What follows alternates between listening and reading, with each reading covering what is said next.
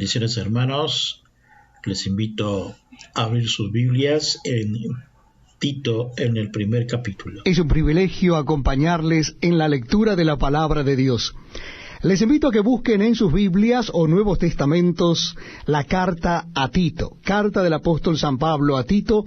Vamos a leer el capítulo primero. Nuevo Testamento de la palabra de Dios, carta a Tito, capítulo primero.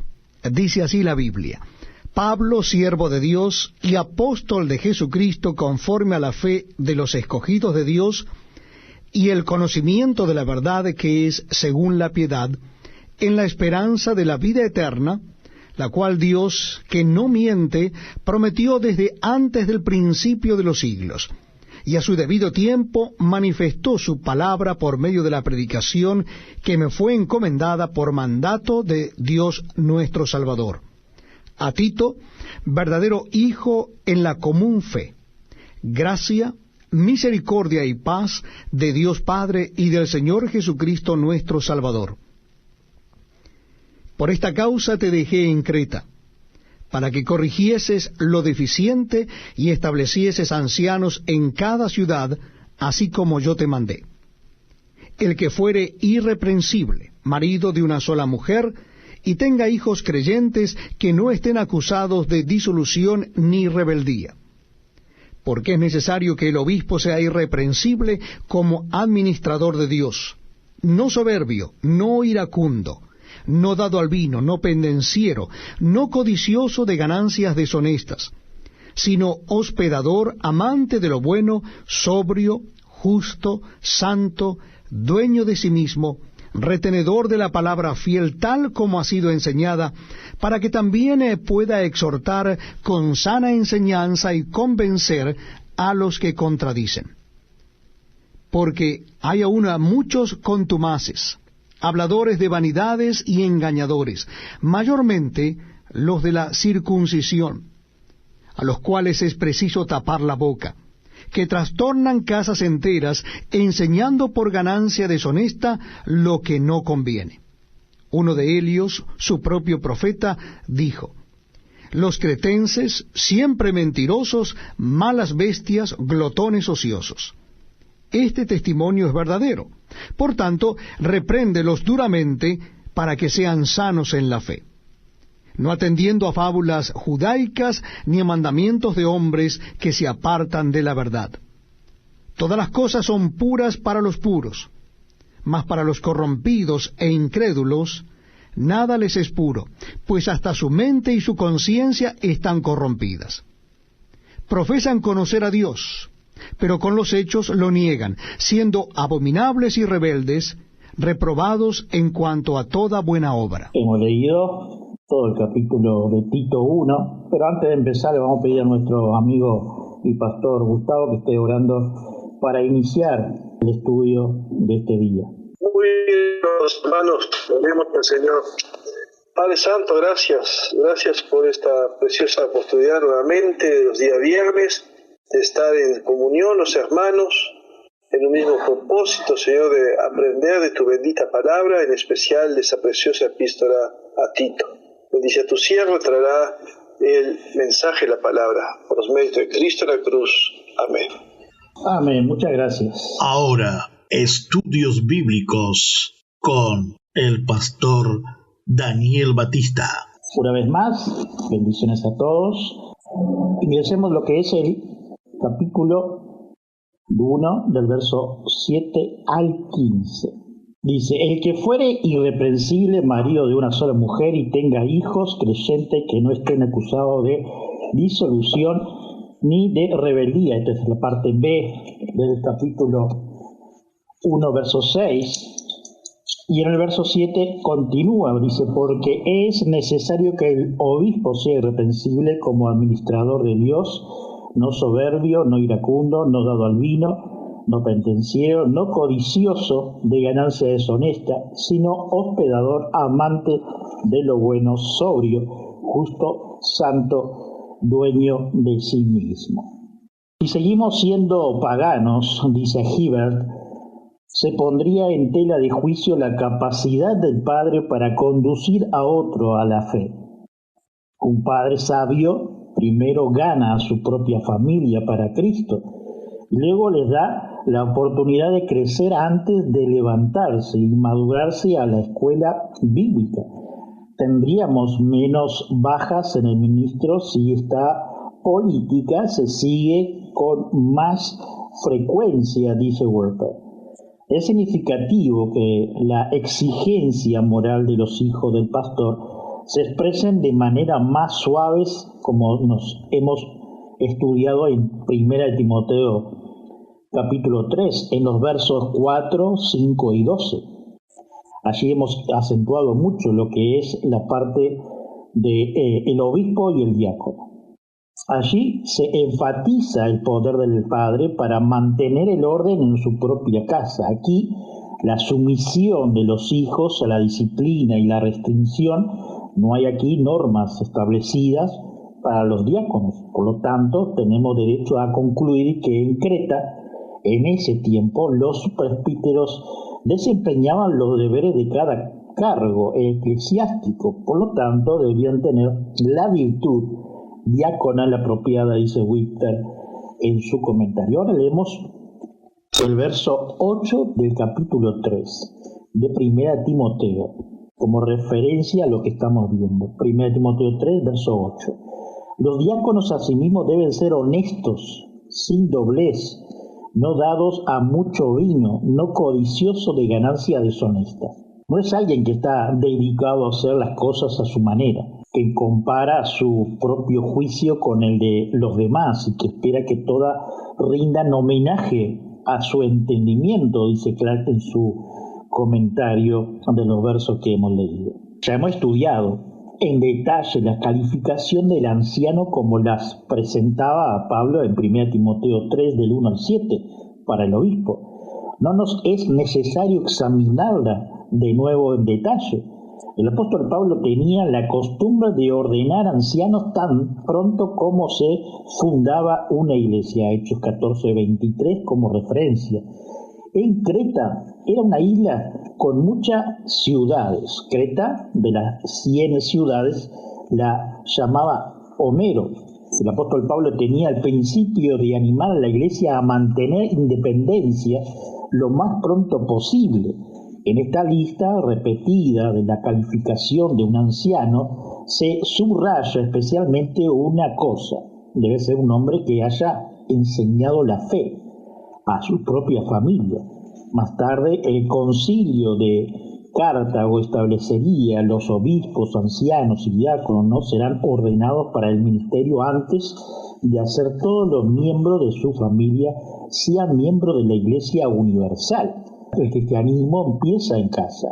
No es ninguna virtud el estar tan ocupado con el trabajo de afuera que se abandona la casa. Todo lo que se haga por la iglesia en el mundo no puede expiar el abandono de la propia familia. El apóstol Pablo usa una palabra muy gráfica. La familia del anciano debe estar libre de acusaciones de libertinaje. La familia del anciano debe estar libre de acusación de libertinaje, así nos dice Berkeley. La palabra griega es azotia, que es la que se usa en Lucas 15:13, refiriéndose al hijo pródigo que malgastó su dinero viviendo perdidamente. El que es azotos no puede ahorrar, es derrochón y malgasta su hacienda en caprichos personales, destruye su hacienda y acaba por destruir a sí mismo. Aristóteles, que siempre describe las virtudes como el punto medio entre dos extremos, declara que por una parte está la tacañería y por la otra la astucia, la extravagancia egoísta y demasía. La virtud en que este caso es la liberalidad. La casa del anciano no debe nunca ser culpable del mal ejemplo de malgastar desaforadamente en placeres personales. Además, la familia del anciano no debe ser indisciplinada.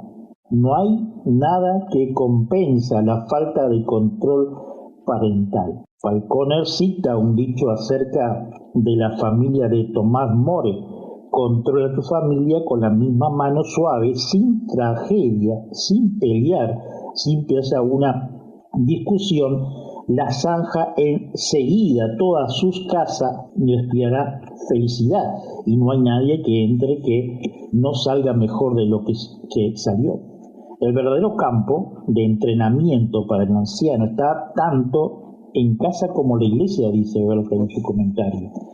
Aquí tenemos un resumen de la cualidad de lo que debe estar libre el anciano de la iglesia, y cada una de ellas se describe con una palabra gráfica. Primero, no debe ser obstinado y testarudo. La palabra griega es autades, que es autades, se ha descrito como una persona que está tan contenta consigo mismo que no le agrada nada más ni le importa agradar a los demás. R.S. Treich decía de tal persona que siempre mantiene obsesión su opinión, insiste en sus derechos, mientras es desconocido con los derechos, las opiniones y los intereses de los demás. Los autores éticos griegos tenían mucho que decir en este defecto de autatesia, porque Aristóteles colocaba en un extremo al que agradaba a todo el mundo, y en el otro lugar no agrada a nadie. Autades, entre ambos, es conducido en su propia vida con la debida dignidad, semnos en griego. Decía del autades que era el que no quería contar ni asociarse con nadie. Eudemo decía que el autades era el que regulaba su vida sin tener en cuenta las demás, a los que despreciaba. Y Eurípides decía de que él era insoportable con su conciencia por falta de cultura. La presunción le hacía tener una opinión demasiado alto, así que el desprecio, ser mezquino en su juicio de los demás, y la arrogancia actúa en consecuencia. Es claro que el que es autades es un tipo desagradable, intolerante, condenando todo lo que no puede entender y creyendo que no hay mejor manera de que hacer las cosas que él lo diga. Tal cualidad, como decía Locke, es falta en que ha de gobernar personas libres. Nadie que será intolerante, despedido y arrogante es apto para ocupar un puesto de responsabilidad en la iglesia. Como segundo punto, dice Berkeley, no debe ser una persona irascible. Un griego es orgulloso. Hay dos palabras en griego para ira. Está timos, que es la ira que arde y se apaga como fuego de paja. Y está orgus, el nombre relacionado con el adjetivo orgullo, que quiere decir ir infestada. No es la que se apodera de uno, sino se abriga para mantener caliente. Un momento de rabia es desagradable, pero estar en ira, en larga vida, mantenga a propósito, es mucho peor. El que abriga la ira contra otro no es apto para ocupar un puesto de responsabilidad en la iglesia. Tercero, no debe ser dado a hábitos de bebedor ni pendenciero, dice Berkeley. La palabra original es paroinos, que quiere decir dado al uso excesivo del vino, pero amplió su significado para describir la conducta pendenciera. Los judíos, por ejemplo, usaban esta palabra para referirse a la conducta de los judíos que se casaban con mujeres madianitas, los cristianos para referirse a los que crucificaron a Cristo. Describe el carácter de la persona que ha estado en sus momentos sobrios, actúa tan escandalosamente como los borrachos. Como cuarto lugar, no debe ser un hombre dispuesto a llegar a las manos, dice Berkeley. La palabra original es plectes, que quiere decir literalmente golpeado o golpeador. Parece que en la iglesia primitiva había obispos que se pasaban de celosos y que castigaban a los miembros descarriados de su rebaño con violencia física, porque los cánones apostólicos establecían: ordenamos que el obispo que golpea a un creyente se descarrila después. Pelagio decía, no debe golpear a ninguno que sea discípulo de aquel Cristo que cuando le golpeaban no devolvían el golpe. Los mismos griegos ampliaban el sentido de esta palabra para incluir no solamente la violencia de hechos, sino también la palabra. La palabra llegó a designar al que intimaba a sus semejantes, y puede ser que así debiera traducir aquí: el que abandona el amor y recurre a la violencia en hechos o en palabra no es apto para ocupar puestos de responsabilidad en la iglesia.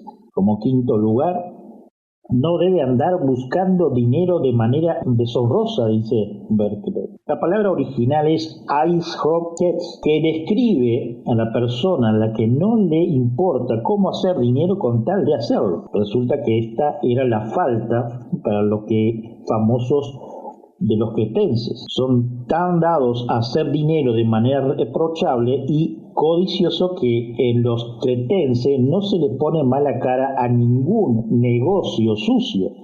Decía Plutarco, se pegaban al dinero como la mosca al miel. Los cretenses, donde Tito estaba como pastor, apreciaban las ganancias más que la honradez y el honor. No les importaba lo que les costaba su dinero, pero el cristiano sabe que hay cosas que cuestan demasiado. La persona cuya única finalidad en la vida es amar la riqueza, sin importar cómo, no es apto para ocupar un puesto de responsabilidad en la iglesia. El pasaje anterior presentaba las cosas que el anciano de la iglesia no debe ser. Este presenta cómo debe ser. Estas cualidades necesarias se distribuyen en 3 puntos. Primero están las cualidades que deben desplegar el anciano de la iglesia con otra persona. Debe ser hospitalario. En el origen griego, filoxenos, que quiere decir literalmente amador de los extranjeros. En el mundo antiguo siempre había gente que se estaba trasladando de un lugar a otro. Las posadas eran caras, sucias e inmorales, y era esencial que el cristiano forastero pudiera encontrar una puerta abierta en la comunidad cristiana.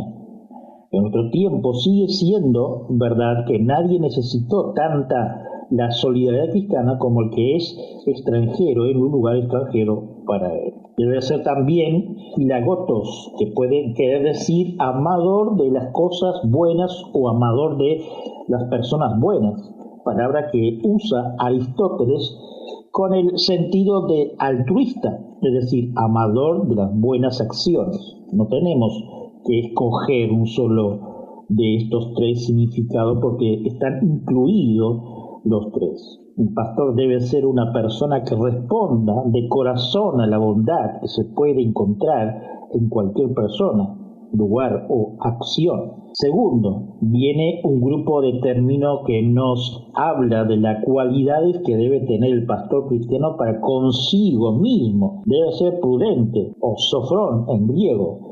Llamado a esta prudencia, Eurípides, el don más preciado que han dado los dioses a los hombres. Sócrates lo llama la piedra fundamental de la virtud. Decía que era el espíritu que rehúye el mal, no solo el que se puede ver, sino también cuando nadie lo ve, dice Xenófono.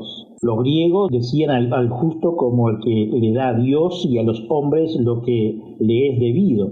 El pastor cristiano debe ser tal que le da a Dios la reverencia y las personas el respeto que le son debidos.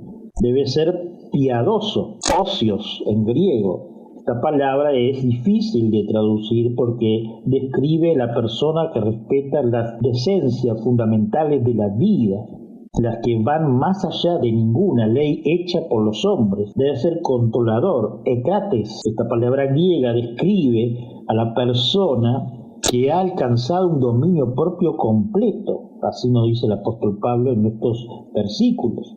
El que haya de servir a otro debe antes ser dueño de sí mismo, dice Berkeley. Como tercer punto y final está la descripción de la cualidad del pastor cristiano dentro de la iglesia.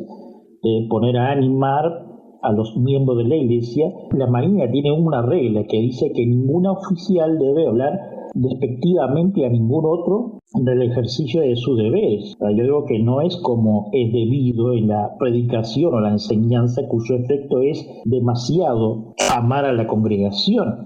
La función del verdadero predicador o maestro cristiano no es sumir en la decepción, sino elevar a la esperanza. Debe tener la capacidad para redarguir a los que son de la fe, y en griego es elengeis, una palabra hinchada de sentidos. Quiere decir reprender a una persona de tal manera que se ve obligado a admitir el error. Así nos dice Berkeley en estos momentos de los comentarios. Veamos ahora el verso 9 al 10 de Tito, capítulo 1. Retenedor de la palabra fiel tal como ha sido enseñada, para que también pueda exhortar con sana enseñanza y convencer a los que contradicen, porque hay aún muchos contumaces, habladores de vanidades y engañadores, mayormente los de la circuncisión, a los cuales es preciso tapar la boca, que trastornar casas enteras, enseñando por ganancia deshonesta lo que nos conviene. Nos dice el apóstol Pablo en los versículos 9 al 11. No hay necesidad de la palabra elegante, sino de mente fuerte, de habilidad de la escritura y de pensamiento poderoso en Dios, dice Cristófono en su comentario. Un predicador debe ser a la vez soldado y pastor. Debe alimentar, defender y enseñar. Debe tener dientes en la boca y ser capaz de morder y pelear, dice Martín Lutero en estos versículos que hemos leído. Como referencia nos da en 1 Timoteo 1:4. Ni presten atención a fábulas y genealogías interminables que acarrean disputas más bien que edificación de Dios, que es por fe. Así te encarezco ahora, dice el apóstol Pablo, en lo que es la referencia que nos daba Martín Lutero. Aquí tenemos el retrato de los falsos maestros que acusaban probablemente en Creta. Los peores parecen ser que eran los judíos, de convencer a los conversores cretenses de dos cosas.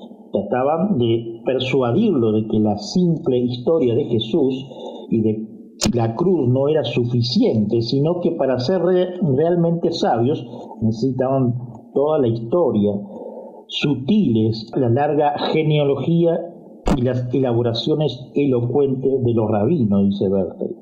Además, trataba de enseñar que la gracia no era suficiente, sino que para ser realmente bueno tenía que asumir todas las reglas y normas acerca de los alimentos y de los lavatorios que eran tan característicos de los judíos. Los falsos maestros estaban tratando de persuadir a las personas de que necesitaban más que Cristo y más que la gracia para salvarse.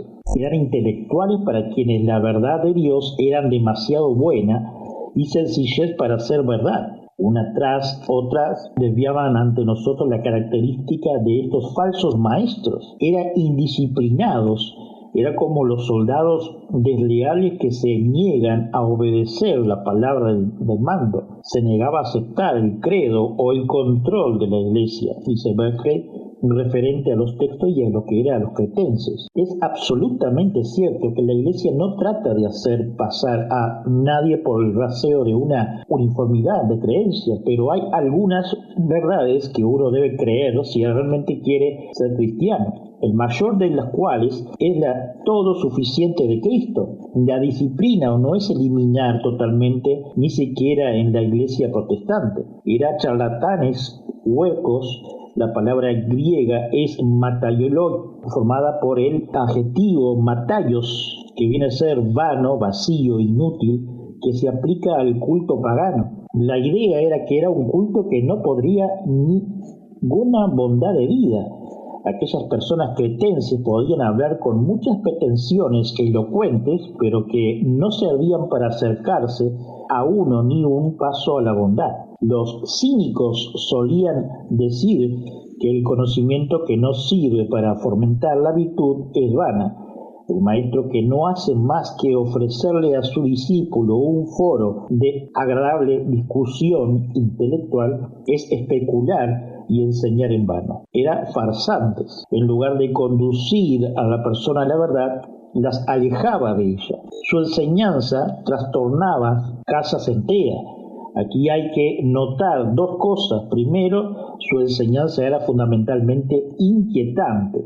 Es verdad que la verdad tiene que hacer a menudo que una persona se arrepienta de sus ideas y que el cristianismo ponga en duda ni las preguntas sino la esencia de la misma y la limpieza. Pero también es verdad que la enseñanza que no conduce más que a dudas y preguntas es una mala enseñanza. En la verdadera enseñanza de la inquietud mental se debe llegar a una nueva y mayor certidumbre. Segundo, trastorna los hogares, es decir, produce un mal efecto en la familia, en la vida de ella. Cualquier enseñanza que tiene y desacredita en la familia es falsa, porque la Iglesia de Cristo está identificada sobre la base de la familia cristiana.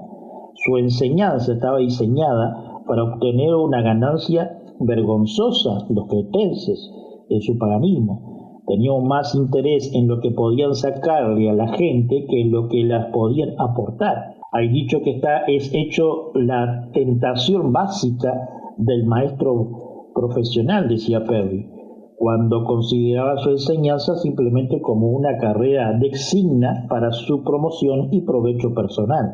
Se encuentra en una situación peligrosa. A esas personas habría que ponerle un bozal. Eso no debe implicar que hay que silenciar mediante la violencia o la persecución. El original epistomizei quiere decir amordazar, pero se usaba corrientemente con el sentido de hacer callar con la razón a una persona. La manera de combatir la falsa enseñanza es ofreciendo la auténtica, y lo único realmente incontestable es la enseñanza mediante una vida cristiana, dice Berkeley. El término todas las cosas se refiere a todo lo que no es moral, como el apetito y la comida, el deseo y el matrimonio, el intercambio y el comercio, el cansancio y la recreación, y así sucesivamente en todas las variedades de ámbito de la vida. Para los puros, todas estas cosas son puras y se mantendrán en pureza. Para los impuros, cada una de ellas pueden convertirse en vínculos y ocasión de impureza, dice Morgan en su comentario. Ahora vemos el verso 12 de Tito 1. Uno de ellos, su propio profeta, dijo: los cretenses, siempre mentirosos, malas bestias, glotones y ociosos. Los cretenses tenían asegurado el premio Limón entre todos los pueblos. El mundo antiguo hablaba de los cretenses, lo peor de lo peor. Los cretenses, cilicios y capadocios, los cretenses eran famosos por ser borrachos, insolentes, inflables, embusteros y glotones, así define Berkeley. Su avaricia era prominente. Los cretenses causaban su avaricia innata, viven en perpetuo estado de pelea privada y contienda pública y conflicto civil, y no sería fácil encontrar en ninguna otra parte personas más tramposas y falsas que los cretenses. Y escribían de ellos, apreciaban tanto el dinero que su posesión se consideraba no solo necesaria, sino altamente acreditada. Y de hecho, la avaricia y la codicia son tan natural del suelo de Creta que son el único pueblo del mundo entre los que es sin tacha cualquier forma de hacer dinero, dice Berkeley. Habla de un cierto convenio que hizo el traidor Bolis con el gobernador Conville, con toda la sutileza de los cretenses. Así que Tito tenía un arduo trabajo, nos dice Berkeley. Tan notorio eran los cretenses que los griegos inventaron el verbo kretiseis, que quería decir mentir y engañar, y tenía una referencia, que querían decir oponer mentiras con mentiras, como el diamante se corta con el diamante. La cita que hace Pablo está tomada de un poeta griego llamado Epimenides, que vivió hacia el año 600 a.C. y era uno de los 7 sabios de Grecia.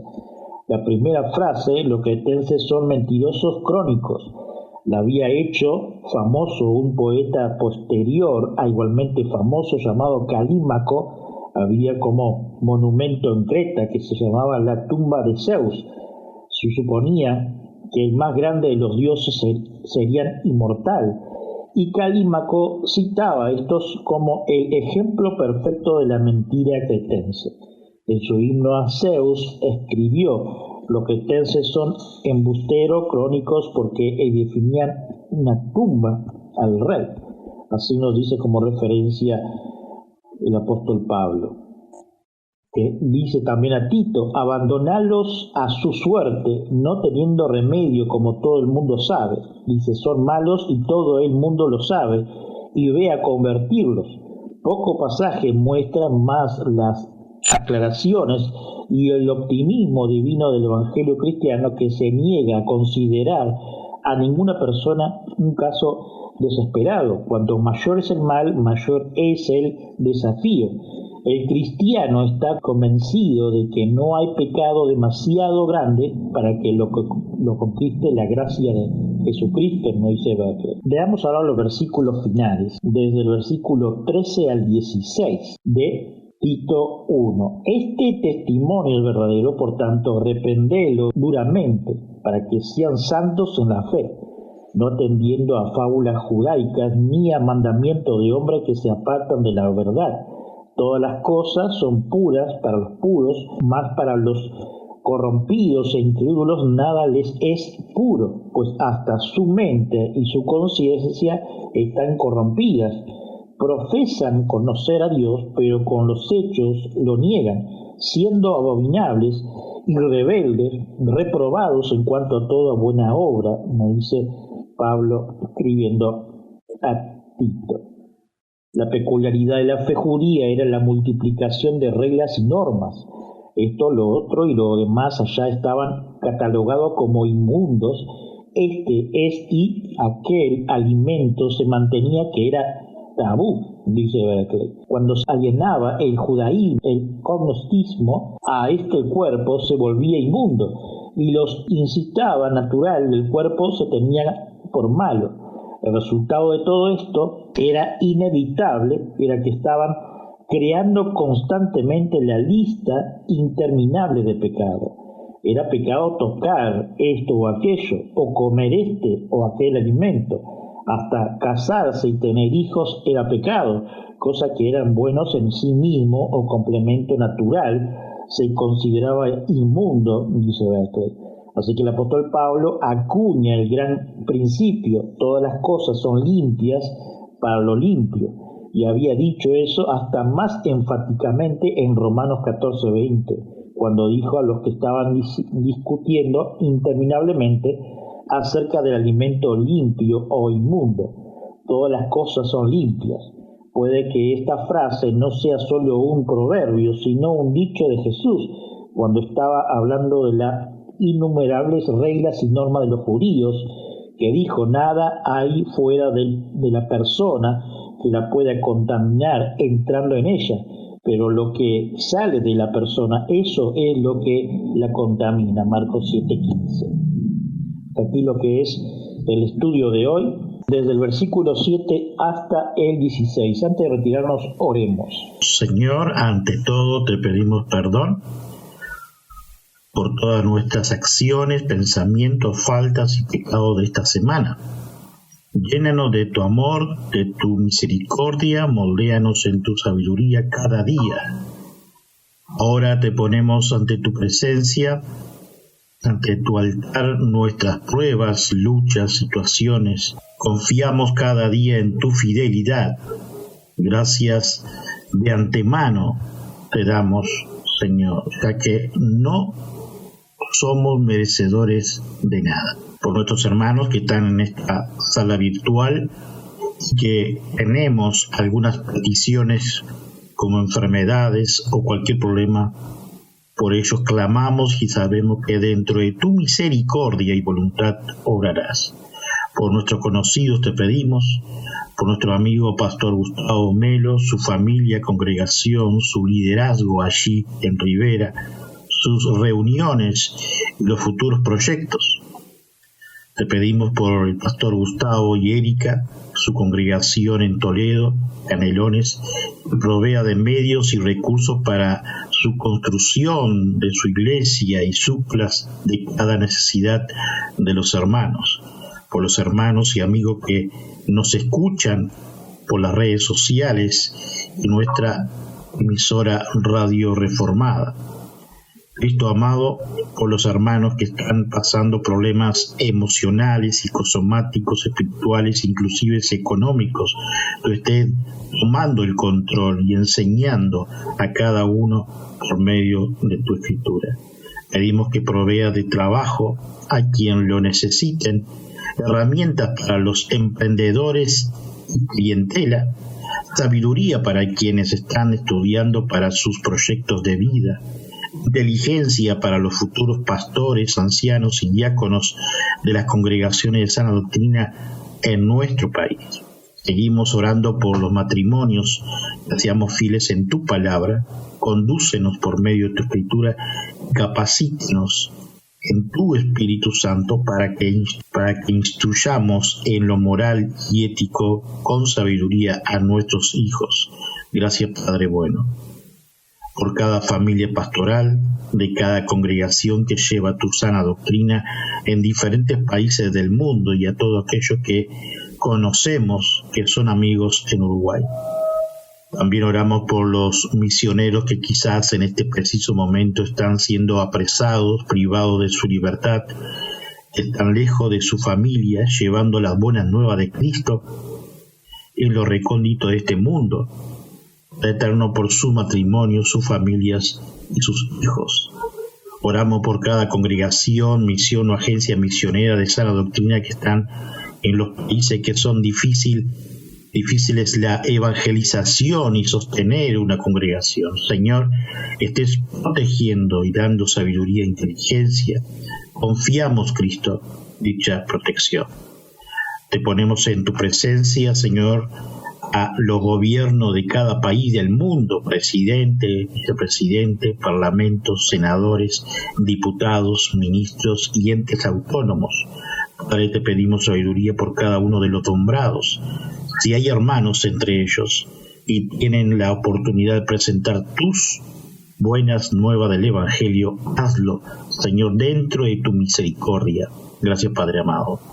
Cristo Jesús, te ponemos ante tu presencia a cada país que están enfrentando alguna pandemia, por los médicos, enfermeros y también por el sistema socioeconómico de cada país. También por los diferentes emigrantes de lugares de la tierra. Tú estés obrando y supliendo las necesidades a las congregaciones que auxilian a las familias emigrantes. Padre, te pedimos por los habitantes y los cristianos que hay guerras y los países circundantes, resguárdalos con tu gracia. Tu palabra habla y dice, nación contra nación. Ya nos advertiste, aunque clamamos por tu misericordia y beneplácito. Señor amado, gracias.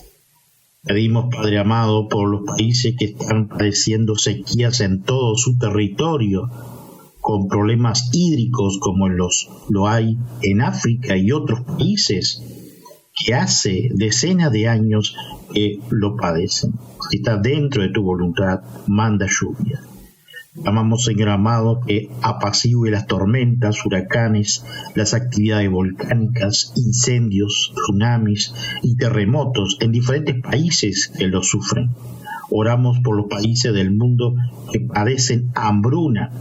Pedimos tu compasión, Padre bueno, que suplas a las congregaciones. Gracias, Señor.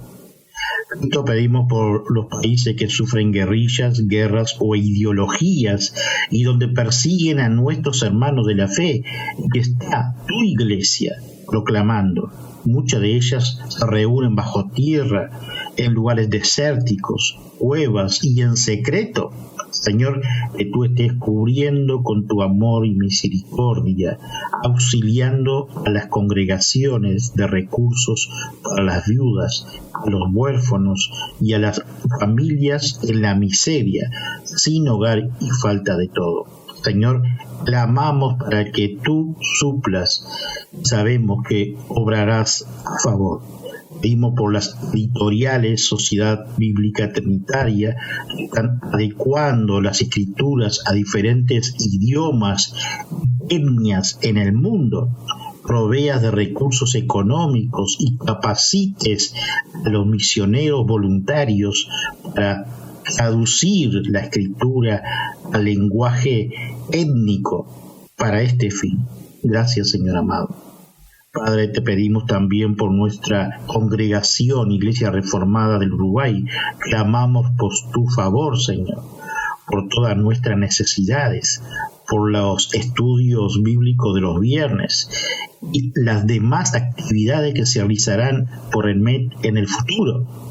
Provea de medios económicos y que obres dentro de tu voluntad, soberanía y misericordia para solventar en los recursos varios. Primero, arreglar nuestro lugar físico, cubriendo todos los gastos. Segundo, la evangelización en puntos estratégicos de Montevideo y hacer misiones en nuestro interior profundo en el futuro. Tercero, abre puertas, accionar con calidad tu palabra, todo dentro de tu gracia, voluntad y soberanía. Resguárdanos y danos sabiduría e inteligencia con mi esposa para llegar con tus buenas nuevas a tus escogidos. Bendice a los actuales y futuros miembros y todos aquellos que nos oyen por nuestra Radio Reformada Uruguay. Concluimos, Padre, agradeciéndote por todas aquellas pruebas y que por tu misericordia nos sostienes como viendo al invisible, así nos dice el apóstol Pablo. Te damos gracias por tu palabra dictada, donde podemos estudiar, meditar y conocer más de ti, por la vida, por el trabajo, por la salud física y espiritual, por nuestros matrimonios, nuestros hijos, nietos, sobrinos, por nuestros amigos. Gracias por la congregación que pertenecemos y bendigas a cada líder, hermanos y amigos. A ti sea toda la gloria y la honra. Gracias, Señor amado. Gracias. Amén. Una vez más hemos llegado al final de un nuevo programa. Visítanos en iglesiareformadauy.net.